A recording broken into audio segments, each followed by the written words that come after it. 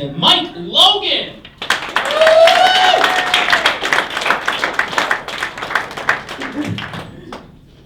Hello.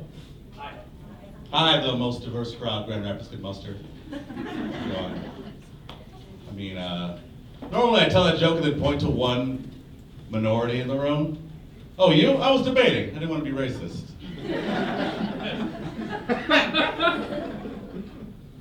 So I live here in Grand Rapids. I have a daughter that lives in Petoskey, up in northern Michigan, so I do a lot of long-distance parenting. A lot of FaceTime, a lot of phone calls and stuff. And her principal called me the other day and says, Mr. Logan, I just wanted to call you to inform you that Sophia got in trouble today for stealing another girl's lunch in the cafeteria. My daughter's 5 years old, she's in kindergarten. I said, thank you for telling me that. I hang up the phone, and then I get myself mentally ready to have this conversation with my daughter, treat others the way you want to be treated and stuff. And that's parent side of me, but normal side of me is like, that's the most gangster shit a 5-year-old could do to another 5-year-old. She stole her lunch. She's like, fuck the money, give me the food. Damn. It's ruthless. And I kept thinking about it, and I was like, I wonder if she ate the food in front of her. Like she just took it to another level. And like she slowly morphed from like a cute little 5-year-old to like Denzel Washington in Training Day. She's like, I understand, I get that you have a pizza Lunchable, but I have a ham Lunchable, and I want to go over there and take your pizza Lunchable, okay? And I want to eat it in front of your face. That's what I'm going to do, all right? No. Boom, my nigga. All right. Excited about my daughter becoming Denzel. She stole her lunch, man. Stole her lunch like Trump stole the election. Oh, too soon, white people? Huh? That one wasn't on us, all right? We're sitting back like, not us. You fucked that one up. I went to a Donald Trump rally. I did. The night before the election, I went to the rally. I wanted to be a fully informed voter, so I went to see Trump. Mainly, I don't care about my own safety, is why I went. I was like, I need a real thrill tonight. Let's go see this shit. No, my friend Tina texted me. She texted me, she says, Mike, I want to go to the Donald Trump rally, but I'm scared to go alone. She's a black woman. So naturally, I'm like, no. I don't want to do that. Sounds terrible. But I caved. I was like, all right, fine, I'll go. I thought about the comedic value of it. I'm like, this is going to be entertaining. It'll be a great story to tell at some point in my life. I was there the night Donald Trump won. So I went. We met at the Holiday Bar before we went out to DeVos. And I was sitting there. She sends me a text on the way to Holiday that says, Mike, whatever you do tonight, don't get us kicked out. I was like, okay, I'm a grown man who wears gold chains sometimes in public. I can take care of my shit. So she shows up, and she's wearing black combat boots, black pants, and a black turtleneck sweater. So I'm thinking, you asked me to not get us kicked out, but you came dressed as a Black Panther. That's what you did. That's what you did. You want to pick up a beret on the way? Finish the look? She was stupid. We went. It wasn't that bad. I waited in line for like an hour and a half, and it was just like waiting in line for anything you've ever waited in line for. Concerts, video game consoles, movie tickets, it's the same thing. You got people standing around complaining about how long the wait is. You got vendors selling merchandise. You've got a guy behind me with a boombox over his shoulder. Except instead of playing like the latest jams, he's playing Rush Limbaugh. Like just talking for 2 hours behind me. I'm like, hey man, can you turn that down? You scared of the truth? Yeah, I'm gonna shut up. Stood in line for about 2 hours, got in. I was told Trump was gonna be there at 11:30 to speak. We get in, they're like, Trump's gonna be late. So it's like, all right, how late? People, rumors are flying.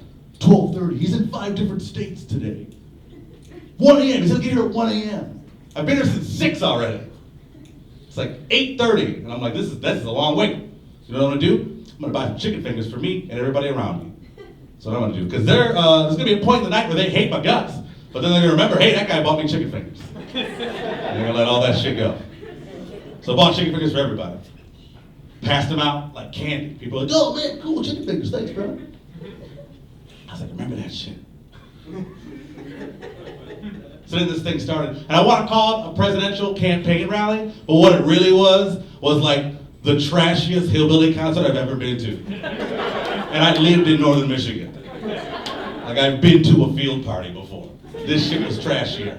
She's like, going to one right after this. Make sure you bring a $5 picture with you.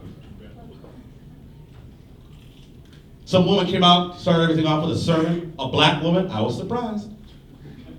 She says, tomorrow, God will choose our next president of the United States of America. And I immediately thought, well, looks like my vote doesn't count, so I should just go home. God's picking this shit. Then I was excited, because this was at the end of the campaign for everybody, so they were bringing out the big guns, you know? Hillary had Lady Gaga.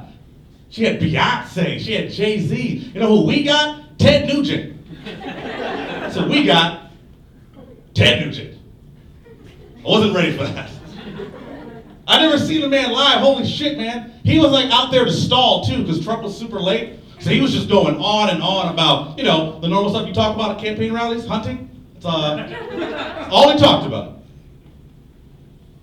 I just spent 11 hours in a deer blind up in northern Michigan. And I descended down a poncho in Grand Rapids to talk about the gospel of Donald Trump. They needed a 20-minute version of Fred the Bear. I don't know how long that song really is, but it shouldn't be 20 minutes. Shit was long, man.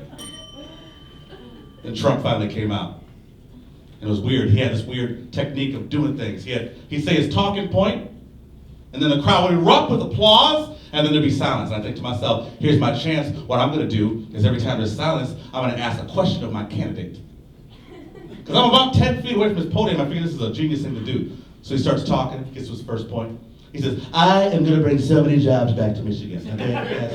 Okay. I'm going to build so many factories. We're going to hire so many people. It's going to be great. Woo! Yeah, right, woo! Who's paying for it? Trump doesn't look at me, but like everybody else in the room does. Like everybody's just, ooh. I was like, oh shit, maybe I should stop, but I didn't. Because he kept talking. We are going to repeal and replace Obamacare. We're going to get rid of it. It's going to be gone, okay? It's going to be gone. Woo, yeah, right, woo, yeah, fuck yeah. Replace it with what? This time he looked at me for like a split second, he's just like, I imagine the sounds he makes when his head's moved. Then again, everybody else turns and looks at me, and some guy in a Tom Brady jersey is like, shut up, man! My last straw was when he says, I have a great relationship with the blacks, you guys. Okay? I love the blacks love me. I have a fantastic relationship with the blacks. This time there's no cheering. Just total silence, which I broke with a, no you don't! Got Mike Logan, everybody.